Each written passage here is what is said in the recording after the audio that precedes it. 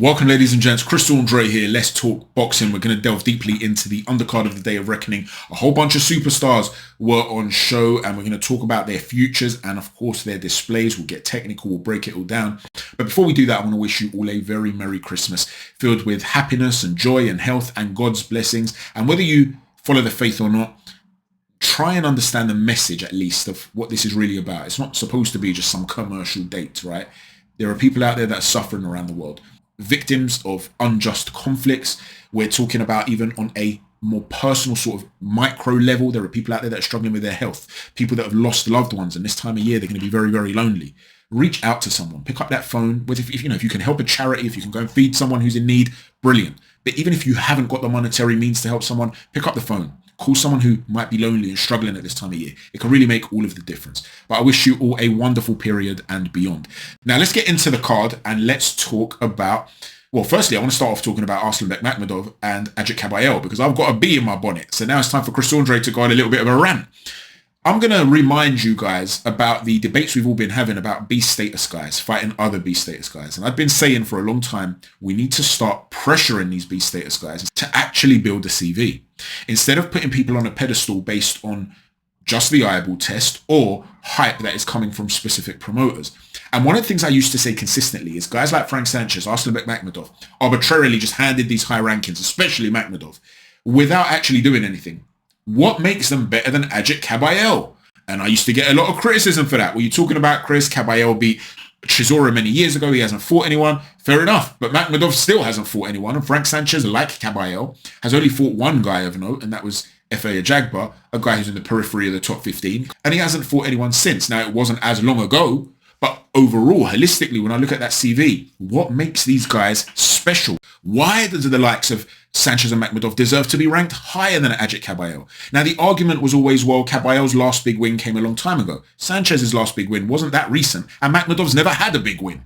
I knew Kabayel was going to beat Arslanbek Makhmudov. And shout out to Alvin. Alvin sent me a message on Twitter, and he was saying, Chris, I started having second thoughts after I saw your analysis on Kabayel and Makhmudov, but I'd already placed the bet. To be fair to Alvin, and I can't be sitting here just saying, you see, you would have won all that money if you'd listened to me and stuff like that. The truth is, don't forget, I thought Deontay Wilder was going to beat Joseph Parker. I didn't expect Wilder to look that washed, but if he was going to lose, I expected Parker to take him out. So yeah, okay, you would have won that selection, but because you were placing accumulator bets, you still wouldn't have won this time around. So I can't claim credit where it's not deserved. Shout out to Letitia as well, by the way. I haven't forgotten you, Letitia. Quite a few people picked the upset for Wilder and Parker. She was the first one to bring it up to me. Shout out to Letitia. Maybe I should come and give you the microphone, invite you on and just let you do the talking. You called that one. But the point is, I knew Kabayel was going to beat Makhmudov. He moves too well. He's got very good feet. Derek Chisora was a man who would apply incessant pressure and was very, very difficult to keep off. David Haye was blowing so hard when he took Derek Chisora out. Had he not taken him out in the moment that he took him out, he probably would have gassed. If that fight had gone another 2-3 rounds, it would have become a very, very hard fight for David Haye. Even all-time great fighters like Vitaly Klitschko, Alexander Usyk, they struggled to maintain range against Derek Chisora. And Ajit Kabayel has the jab and the footwork to have been able to do it fairly comfortably. Well, Arslanbek Makhmudov, who's robotic and can lose positioning after his big thudding wide shots and can get caught in between his own work. If you're punching in between his work, you can land to the ribs especially. It just didn't add up as a stylistic fight for Makhmudov. But I always thought it's a real possibility that Makhmudov's going to be too big, too strong, going to catch him and take him out. Well, what you saw is that in the pocket, when he was getting caught in between his own work, Kabayel this is, because he too was struggling with that, he was taking the shots very well. He had an impressive chin. But in the first round, you saw him get on the back foot and move laterally. And when he's moving around the ring and moving away to the side, you just could see that Kabayel could not allow Makhmudov to set his feet. What then happened, though, in the second round is that Kabayel began to exit in more straight lines. And when Makhmudov was following him out, he started to have more success. And so that was a difficult moment that required adjustment. But Kabayel didn't get back to the lateral movement. Instead, he must have felt that power and he thought, you know what, I can take this. And he decided to go into the pocket because he realized, I'm going to be able to be catching him inside the wheelhouse of his arms. And I'm going to be able to make him work and set a tempo that this big man will not be used to. And I'll be able to target that body. And by ripping that body and applying that incessant pressure, he chopped down the tree. So the point is, these guys like Makhmudov, who are put on pedestals without having earned it, stop putting them on pedestals just because you might dislike a specific champion and you want a hero to knock him out. If anything, if you want the champions to be dethroned, if that's your aim, if you don't like whoever it might be, surely you want them to be fighting the best contender. So you know who the best contender is, you need to see him fight other contenders. So who should Kabayel step in with next? Personally, I like the Otto Wallin fight. Wallin looked terrible against Anthony Joshua. AJ did a terrific job as well, but he himself did not look great. But he's got good CV. He's got the likes of Dominic Brazil on there. He's got Granat early in his career. He's got Murat Gassiev more recently. So he's, a decent, I'd say C-level guy, but who's operated against B-level guys or has tried to put himself into that position to earn an opportunity. And he did the night before last against Anthony Joshua, and he fell short. How he measures up against Kabayel would be very interesting, because if Kabayel gets the better of him, then he can start to say, hold on a sec, I beat a legitimate prospect and a real handful back in the day in Derek Chisora. More recently, I beat a guy you guys were calling a monster, and Makhmudov. But for anyone that's going to say Makhmudov was just hype without a CV, well, now I've also beaten Otto Wallin, who many people don't think is a monster, but actually has a CV. So I've covered a lot of bases, and now I deserve an opportunity at one of the big boys, and nobody will be able to complain. So that's a fight that I really like. Let me know what it is that you think about Kabayel and who he should fight from this point forth. With regards to Makhmudov, I wouldn't mind seeing him in there against a guy who's got a chin, who can bring real pressure, but who is not that mobile. Think of a Joe Joyce. Joe Joyce might be a really interesting fight for Makhmudov. Makhmudov will say, you know what, there's a target there that I can hit, and I trust my power. Joyce will be looking at him and saying, if you couldn't cope with the pressure that Kabayel put on, imagine the sort of pressure I'm going to put on. Makhmudov could say, yeah, but you don't have his speed. I'm going to be able to tag you, and so on and so forth. So you could make a case for both, and that could be a really interesting fight. Let me know what you think in the comment section down below. Now, with regards to Frank Sanchez, it was a very, very boring fight against Junior Farr. It's a good thing that the arena was empty at that point. Otherwise, they might have actually walked home and not come back. Frank Sanchez was waiting on him far too much, but he was showing a lot of upper body movement. Don't confuse a lack of entertainment with a lack of quality. Frank Sanchez does have some really good qualities. Me being critical of the high ranking he's given has got nothing necessarily to do with his abilities. It's got to do with the fact that we just don't know how good he is compared to his other B status counterparts. But with the upper body movement, he was able to make Junior Farr a little bit tentative about throwing the backhand early on. But Farr was content with that because he got quite low and he's shooting the jab, and he's telling Sanchez, you're going to have to come in. And because I know your game is predominantly to counterpunch, if I'm only offering you a jab, what is it you're going to do? And for long periods, it was nip and tuck, like a game of tag. What started to happen, though, is that Sanchez began to almost feint his way into drawing the right hand from Farr, and he would start to counter that. And when he would come low, Farr would often cover up and stand too tall inside the pocket. That made him a bigger target, and Sanchez was able to start to tee off on him, basically. It wasn't until the 6th round that Sanchez really started to go through the gears. He threw a throwaway jab to the body, and that froze up Farr, and then he came upstairs with a shot and dropped him. And from that point forth, he started to really counter more effectively and even lead off against Farr. Farr, like I said, was already tentative to throw a shot, and any individual shot he was throwing was actually getting countered pretty crisply. When Junior Farr would sporadically throw the double jab, though, Frank Sanchez would be moved back in a linear line. He'd often get his back up on the ropes, and that would enable the backhand to come into play. But he has to double it and then start to change the pattern a little bit. He knows now that you're trying to get him up on the ropes and throw that backhand to the body. Throw that double jab to force him back, feint, don't step in, see if you can draw the attempted counter or make him a bit tentative about countering, then follow up with a power backhand. There just wasn't enough variation there from Junior Farr, and in the end, when the quality difference started to tell, you saw Frank Sanchez take him out. The reason Frank Sanchez was struggling, by the way, with his own work at times and getting his shots off, he was smothering his own work, as the commentary team was saying. He's got very long arms, so when he's trying to shoot off these short shots, sometimes he'd be misinterpreting the distance. The uppercut off of the left hook was there for him, but again, like I said, at times he was smothering that work. But listen, Frank Sanchez is a very good heavyweight, there's no doubt about it. It's time we saw him in the ring against someone that actually has a hope of winning, though. We saw him fight F.A. Ajagba, who's actually done well since then, in fairness, but Ajagba's a periphery top 15 heavyweight. I'd rather see him in the ring against one of the other guys who is perhaps more capable of giving him a few more problems. So that was one good win. He needs to now build on that. Moving on from here, let's talk about Daniel Dubois and Jarrell Miller. In the preview, we spoke about the fact that Dubois had more paths to victory than Jarrell Miller.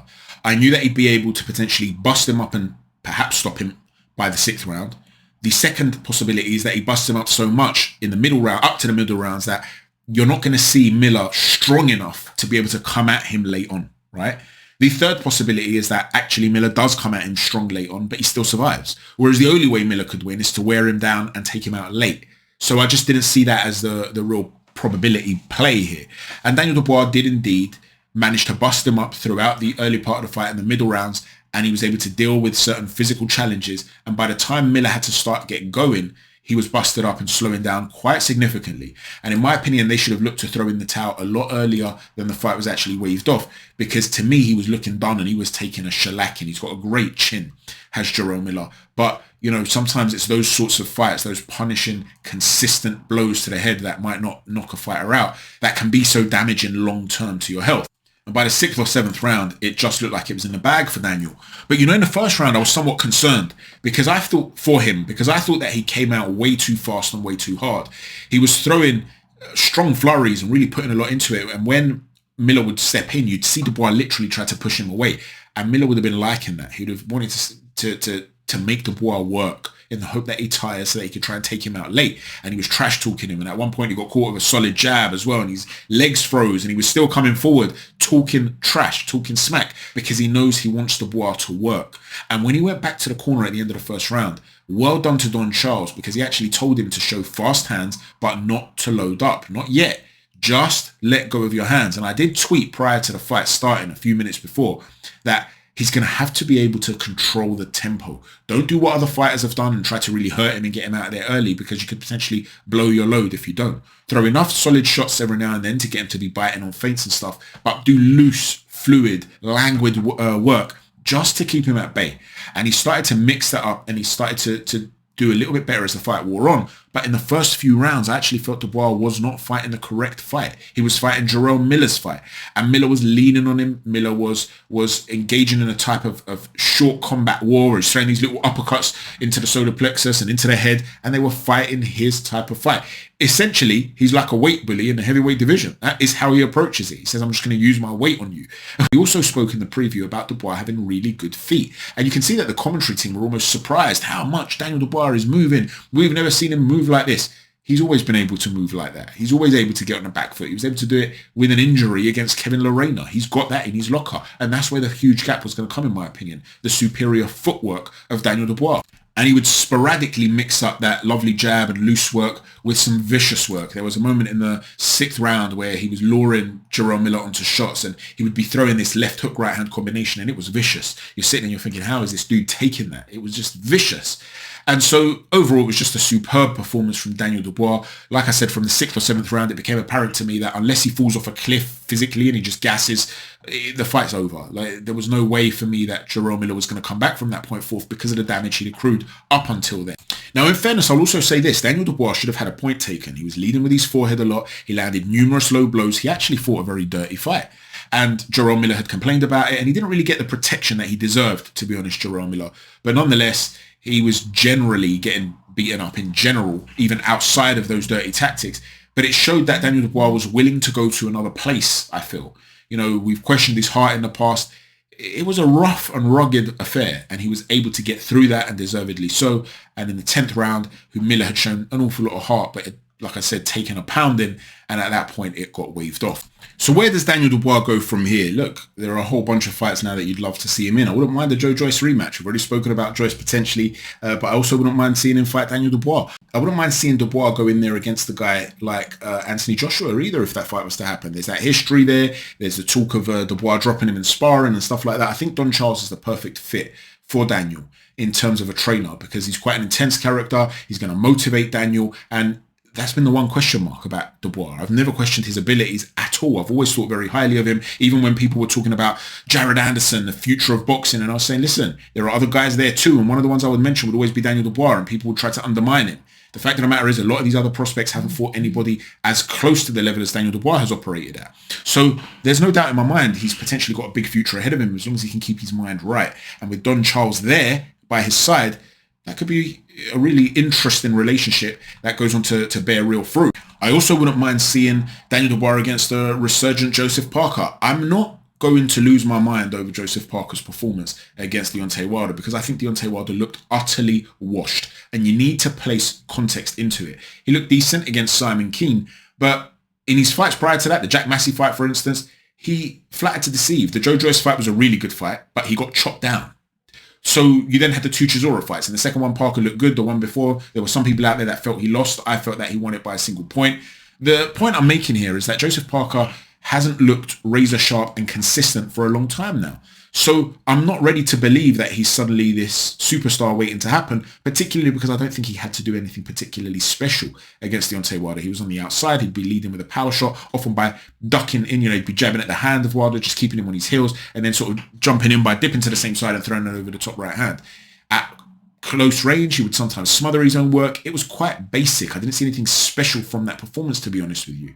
So whilst I'm not seeking to undermine him, and he did great, I wouldn't mind seeing him in there against Daniel Dubois rather than seeing him in there against one of the elites just yet. Let me know what you think about that. Moving forward, let's talk about Dimitri Bivol. Lyndon Arthur heard the final bell. Again, I'm not surprised by that. I expected Dimitri Bivol to win the fight on points, although I wasn't ruling out a knockout by any stretch of the imagination. But I just felt that it could potentially play out a little bit like the Craig Richards fight, whereby it's a technical boxing match and Bivol's going to be content with winning the boxing match and not necessarily trying to put his foot on the gas. You actually saw a more aggressive Dimitri Bivol, though. He was using a lot more front foot pressure and consistently forcing Lyndon Arthur back, and Arthur's back would hit the ropes quite consistently. And it was when his back was hitting the ropes that you would see Bivol throw a flurry of combinations, usually straight shots, and they were eye-catching shots, very flashy. And long-time subscribers know I've been a big fan of Dimitri Bivol's for a long time. Back in the day when people used to undermine him and say he was boring and he was dull and so on and so forth, I used to say he's a master of distance control. He's an elite level fighter. Don't forget, I picked him to beat Canelo Alvarez as well, which in retrospect, people can look back on and say, yeah, I thought he'd do that too. Or I'm not surprised. Prior to that, people were saying, no way, Chris, Canelo's going to knock him out and then go on to cruiserweight and beat Makabu and become a cruiserweight champ and so on and so forth. So I've been big on Bivol for a long time, but there is one aspect of his game that's lacking. And I understand why it's lacking. It's not because of a lack of skill set or biomechanics or anything like that. It's lacking from his game because he chooses not to implement it, because it enables him to use his distance control more effectively. And that is that he doesn't cut off the ring. So he would force Lyndon Arthur back onto the ropes, let go of a flurry of shots, and it would be quite easy for Arthur to escape. Now, for him to put it on Arthur and break him down and knock him out, he needs to step across, to stay in front of him consistently, cut the ring off, and continually go to work. And when you're in front of him and he's covering up, switch the angles, come around him, bust the body. The problem with doing that, and it's not a problem, but the reason he doesn't do it, is because it brings you into range and you can be punched before you reset, you change the angle, you come closer to someone. If he turns with you and reads your angle change, he can punch with you and stuff like that. And Bivol has statistically the best defense in boxing. And the reason he does is because of his feet. It's that distance control, that in and out movement. So what he doesn't want to do is come closer to you. He's saying to you, this real estate between us, you have to earn that. I'm not going to give it up. So his mentality is very much about a pure boxing mentality. He just wants to win. He's not necessarily one of those guys that's thinking, how can I entertain the fans by going through another gear and taking this guy out? He'd hurt Lyndon Arthur. He dropped him with a left hook to the body. But then again, he's letting him escape because of that. So for me, it's more of a philosophy rather than an issue of a limitation. But it'll be interesting to see if that Beterbiev fight ever happens, whether Beterbiev is going to be able to consistently close the range against Dimitri Bivol. And if he is and Bivol can't dictate from being in and out, are you going to start to see those changes and him trying to show Beterbiev angles? Because he can't just stand in the pocket and go toe-to-toe against Beterbiev. So it'll be interesting to see whether the adjustability is there and he just doesn't use it because he's so dominant with plan A, or whether that is literally the only game he knows. Let me know what you think in the comment section down below. If we don't get the Beterbiev fight, which I think we're all hoping we do by now, who would you want to see Bivol fight if we are denied of that Beterbiev fight next? Let's talk quickly as well about Hrgovic. He destroyed Mark de Mori. I can't believe it was 12-5 odds for Hrgovic to get him out in round one. I told a couple of friends about it. They made some really good money on it. I didn't want to encourage them to gamble or anything like that. I stopped gambling for religious reasons, so I'm not out here trying to sell the idea, but I do check the odds sometimes just to see what's out there, because it would have been a bet that would have played and I couldn't believe the odds. I'd have put the mortgage on that one, as they say. It was just too much of a great opportunity, because Mark de Mori is a self-taught fighter. And I've got a lot of respect for a guy that can go on YouTube, have a winning record after teaching himself how to box from YouTube. He's obviously a tough man, the sort of guy who would be a doorman and in the local area, no one's going to mess with him and stuff like that. But when you're talking about elite level heavyweights, world-class guys that have been there at the highest level in the amateur system as well, Mark de Mori just doesn't have enough to his game to be able to deal with somebody like Hrgovic. And Hrgovic was able to get him out of there pretty much with a straight right hand, pretty basic. And he was able to repeat it and hurt de Mori and get him out of there. Similar sort of thing applied to Opetaia and ELLIS ZORRO. It's not that ZORRO was a bum or anything like that, but he's just in there against the guy who's vastly superior. And what you saw with Opetaia is that Usyk-esque type of movement again, when it comes to that little bounce and then showing him movement with the lead hand and ready to pounce and jump in.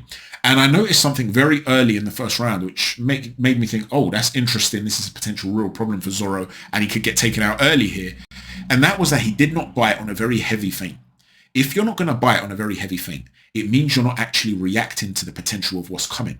So when Opetaia feints with his foot as though he's about to enter and there's no reaction, he didn't try to get out, he didn't try to slip a shot, he didn't change his guard to try and block, he was still immobile. That means had that backhand come in, he would have eaten it flush. So it was not a surprise to me when Opetaia changed the level and came up with an over-the-top looping shot that Zorro didn't see it coming, ate it flush, and got taken out. The fact of the matter is that IBF were right not to sanction this fight. Zorro had no business being in the ring with a guy like Jai Opetaia at this stage of his career. But I also don't blame Opetaia for chasing that bag and that money because, you know, who's to tell another man how to put food on his table? I do think, though, long-term, it might have been the wrong decision because he's such a problem that you might have a lot of cruiserweights who are going to say to themselves, you know what, I want to become the undisputed champion. And rightly so. Chris Smith isn't chasing Opetaia. He's chasing the belts. But since Opetaia does not have a belt, he's now going to be in the Who Needs Him club. Why would I fight Opetaia when I want to go and fight Guillemarian or fight for this vacant belt against someone else and so on and so forth? So that's something that you're also going to have to take into consideration for the future of Jai Opetaia. Let me know what it is that you think about that. Let me know what you think about the entire card, ladies and gents, the undercard, what you think the future is of all these guys, what stood out to you. Let me know as well your opinions on the stuff we've spoken about here today. Please don't forget to hit a stiff jab on the like button, a right cross on the subscribe button, and an uppercut on the notifications button. Thanks for watching. Chat to you soon. Merry Christmas. God bless.